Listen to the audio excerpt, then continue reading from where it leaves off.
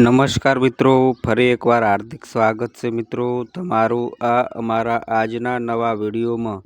મિત્રો, રાત્રે સૂતા સમયે પથારીમાં ઓમ નમઃ શિવાયનો જાપ કરવાથી તમારું જીવનમાં અદ્ભુત બદલાવ આવી શકે છે। આ મંત્રના જાપથી માત્ર માનસિક શાંતિ જ નથી મળતી, પરંતુ તમારા શરીર અને આત્માને પણ નવજીવનની શક્તિ આપે છે। જાણો આ સરળ મંત્રના અનોખા લાભો, જે તમને માત્ર શાંતિ જ નહીં પરંતુ પોઝિટિવ ઉર્જા અને આત્મવિશ્વાસ પણ આપશે। આજે જ આને તમારા રાત્રિના સમયમાં સામેલ કરો અને જુઓ કે તમારા જીવનમાં કેવી રીતે ચમત્કારી પરિણામો થાય છે।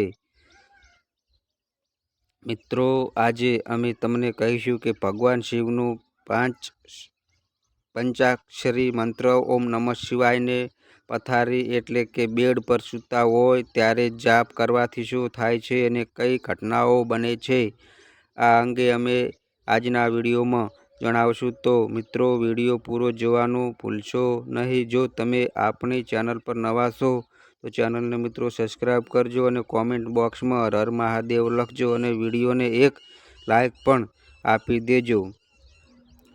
મિત્રો, આ વિડીયો શરૂ કરીએ। આ મંત્રનો જાપ માત્ર 108 વાર કરીને વારનું ગુરે, વિના ગુરે અને વિના બ્રહ્મએ તમને જે વસ્તુઓ મળે છે તે ખૂબ જ ચમત્કારી હશે। આ મંત્ર પોતાના નામે મહાશક્તિશાળી છે અને આ મંત્રનો કોઈ તોડ નથી। આ મંત્રના જે દેવતા છે તે મૃત્યુના દેવતા પણ કહેવામાં આવે છે, કારણ કે મૃત્યુ પણ એના અંતર્ગત આવે છે। એની ઈચ્છાથી જ આખું બ્રહ્માંડ ચાલે છે। એનો ઈચ્છાથી બધા પ્રાણીઓ પોતાનું જીવન વનપાન કરે છે। આ મંત્રના દેવતા છે કાલ મહાકાલ, એટલે કે ભગવાન શિવ। ભક્તો, ભગવાન શ્રી શિવનો જે મંત્ર છે જેને વિશે આપણે વાત કરવા જઈ રહ્યા છીએ તે છે ઓમ નમઃ શિવાયનું। તમે જાણો છો કે કેટલાક લોકો આ મંત્રને ખૂબ જ હળવા લે છે અને કેટલાક લોકો આ મંત્રથી મહિમા સમજતા જ નહીં, કેમ કે અમે પણ એક સાચા શિવ સેવક છીએ અને આ મંત્રનો ખૂબ જ જાપ કર્યો છે। આ મંત્રની શક્તિઓ અને સિદ્ધિઓ મળે છે। અને મિત્રો, ભગવાન શિવની કૃપાથી તમારા બધા કાર્યો બનવા લાગી જશે, કારણ કે અમે પણ આ મંત્રનો જાપ કરીએ છીએ। જો જેમ કે આજે તમને આ અનુભવના આધાર પર જણાવીશ કે તમે કેવી રીતે આ મંત્રનો જાપ કરી શકો છો અને આ મંત્ર તમારા જીવનને કેવી રીતે બદલશે, કેવા શારીરિક, માનસિક અને ભૌતિક જીવનમાં પરિવર્તન લાવશે। ઓમ નમઃ શિવાય મંત્રના અક્ષરોમાંથી બનેલો છે, તેથી તેને ષષ્ઠાક્ષરી મંત્ર પણ કહેવામાં આવે છે। જો આ મંત્રમાંથી ઓમ હટાવી દેવાય તો આ 5 અક્ષરોનું મંત્ર બની જાય છે, જેને આપણે પંચાક્ષરી મંત્રને તો આપણે જાણીએ છીએ। કોઈ પણ મંત્ર જાપવા પહેલાં જો આપણે એ મંત્રના આગળ ઓમ લગાડીએ તો એ મંત્રની શક્તિ વધે છે, જેનાથી એ મંત્ર બ્રહ્મ, વિષ્ણુ અને ભગવાન શિવ સાથે જોડાય છે। પરિણામે એ મંત્રની સિદ્ધિ તરત જ પ્રાપ્ત થઈ જાય છે। એટલે કે કોઈ પણ મંત્રને ઓમ લગાડીને જ જપવામાં આવે છે। ક્યારેક તો મંત્રના આગળ અને પાછળ બંને જગ્યાએ ઓમ લગાવીને પણ જપવામાં આવે છે, જેથી મંત્રની શક્તિ સાચવાઈ રહે છે। હવે વાત કરીએ કે જો તમે બેડ પર સૂતા સમયે ઓમ નમઃ શિવાય મંત્રનો જાપ કરશો તો તેનાથી તમને શું ફાયદો થશે। મિત્રો, સૌ પ્રથમ પહેલાં તો તમારે જાણી લેવું જોઈએ કે ભગવાન શિવનો ઓમ નમઃ શિવાય મંત્ર એ બ્રહ્માંડના શ્રેષ્ઠ મંત્રોમાં એક છે। જેમ કે 9મા વર્ણન મંત્ર, દ્વાદશ મંત્ર, અષ્ટાંગર મંત્ર, ગાયત્રી મંત્ર, મહામૃત્યુંજય મંત્ર અને અન્ય દેવોના મંત્રો, આ બધા શ્રેષ્ઠ મંત્રોમાં ઓમ નમઃ શિવાય મંત્ર પણ સામેલ છે। આ મંત્ર એટલો શક્તિશાળી, પાવરફુલ અને ચમત્કારી છે કે જે આ વિશે કાંઈ કહેવું સૂરજને દીપ બતાવવાનો સામનો છે, પરંતુ આ એ પણ આધાર રાખે છે કે આપણે આત્મા સુધી કેટલીક વાર નમજ બનાવો છે. તમારા જાપ કરવાનો ઈરાદો આ મંત્ર જાગૃત છે કે નહીં તો તે કહેવું મુશ્કેલ છે. એવું કહેવામાં આવે છે કે જો તમે કોઈ મંત્રનો જાપ બેડ પર સૂતી વખતે કરો છો તો તે સિદ્ધ થઈ જાય છે, પરંતુ ભક્તો આ બાબતમાં સંપૂર્ણ સત્ય નથી. જો તમે આ બ્રહ્માંડમાં કોઈ પણ મંત્ર કે તંત્રને જુઓ તો આ બધાનો જન્મ ભગવાન શિવ દ્વારા જ થાય છે. ભલે તે ઓમ નમઃ શિવાય મંત્ર હોય, ગાયત્રી મંત્ર હોય, મૃત્યુંજય મંત્ર અથવા કોઈ પણ બીજો મંત્ર, બધા મંત્રો ભગવાન શિવની કૃપાથી જ છે. પરંતુ આ વસ્તુને પણ સમજવું જોઈએ કે તે મંત્રો ભગવાન શિવ દ્વારા જ બનાવવામાં આવ્યા નથી. તેથી સાબર મંત્ર માત્ર એમ જ છે. થોડી જ વખતના જાપથી મંત્રો સમાપ્ત થઈ જાય છે અને આજુબાજુની થોડીક પરિસ્થિતિઓને દૂર કરવા પછી જ વૈદિક મંત્રોની સિદ્ધિ થાય છે. મંત્રોનો ઉચ્ચારણ કરવા માટે જે રીતે શાસ્ત્રોમાં દર્શાવવામાં આવ્યું છે તેનું પાલન કરીને આપણે મંત્ર ઉચ્ચાર કરવો જોઈએ. એક રીતે એ છે કે તમે એટલો જ જાપ કરો કે મંત્ર પરનો બોજ આપમેળે દૂર થઈ શકે. એ રીતે મંત્ર ઉચ્ચારણ થવા સાથે તેઓ તેમની સિદ્ધિ તરફ પણ વધશે. કોઈ નવા મુકામે જતા પહેલા જ્યારે મંત્ર સિદ્ધ થાય છે ત્યારે તમને ઘણા અનુભવ થાય છે, ઘણા બધા લાભ મળે છે અને સૌથી મોટો ફાયદો એ છે કે તમને તમારા ઈષ્ટના દિવ્ય દર્શન મળશે. બીજો ફાયદો એ છે કે જ્યારે તમે બેડ પર સૂતા હોય અને જાપ કરો છો ત્યારે તમારી આજુબાજુ કે તમારા ઘરમાં જો કોઈ નકારાત્મક શક્તિઓ હોય તો તે તમારા ઈષ્ટની કૃપા અને તમારા જાપ અસરો દ્વારા ઉત્પન્ન થઈ જાય છે. મિત્રો, ઓમ નમઃ શિવાય મંત્ર જાપથી તે દૂર રહે છે અને જ્યારે આપણા જીવનમાં નેગેટિવ દૂર થઈ જાય છે ત્યારે આપણા બધા કામ બનવા લાગે છે. બધા કામ તમારા સિદ્ધ થઈ જાય છે. જ્યારે નકારાત્મક શક્તિઓનો પ્રભાવ થાય છે ત્યારે આપણે સચોટ નિર્ણય કરી શકતા નથી. આપણા વિચારો અને સમજવાની શક્તિ પશ્ચમ થાય છે, જેના કારણે ઘણી બધી બાબતોમાં ખોટા પરિણામો આવે છે. એવા સમયે મંત્ર જાપના પ્રભાવથી એ વ્યક્તિ પોતાનું અને પોતાના ઘરનું રક્ષણ કરી શકે છે. મંત્ર સિદ્ધ અલગ વિષય છે, પરંતુ જો તમે દરરોજ દ્વારા આ રીતે અલબત્ત સિદ્ધ કર્યા વગર પણ ઓમ નમઃ શિવાય કે બીજા કોઈ મંત્રનો જાપ કરો છો તો તેનાથી શક્તિ આપણા ચાર બાજુએ જળ સંકટનો એક કાલા બની જાય છે, જેનાથી નકારાત્મક શક્તિઓથી બચી શકાય છે.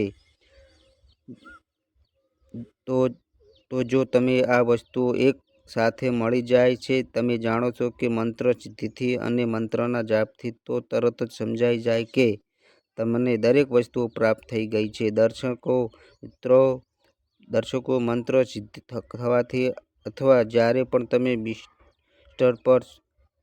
બેડ પર સૂતા જાપ કરો છો ત્યારે કેટલીક ઘટનાઓનો પૂર્વાભાસ તમને થવા લાગે છે. સ્વપ્ન સિદ્ધિ, વાક સિદ્ધિ દેખાય છે એવી નાની મોટી સિદ્ધિઓ તમને મળવા લાગે છે. આ બધું તમારી જાતને જ ખબર પડી જાય છે. એ તો જાણવું જ છે કે જાપના પ્રભાવથી તમારું કલ્યાણ થાય છે અને સાથે જ તમે બીજાઓનું કલ્યાણ કરવાની ક્ષમતા પણ મેળવી શકો છો.